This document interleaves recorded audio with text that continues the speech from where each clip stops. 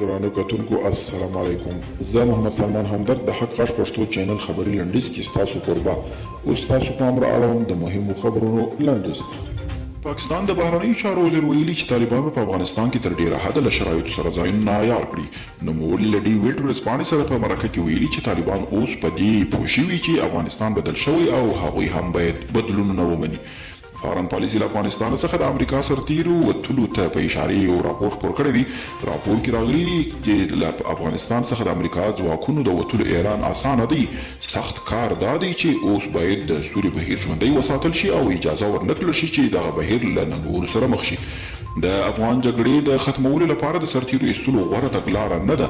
په افغانستان کې د کاناډا د پخواني سفیر الکساندر په ټویټ پیغام کې ویلي چې افغانستان کې د جګړې اصلي لامل د بهرنیو ځواکونو حضور نه بلکې د پاکستان نیابتي جګړه ده.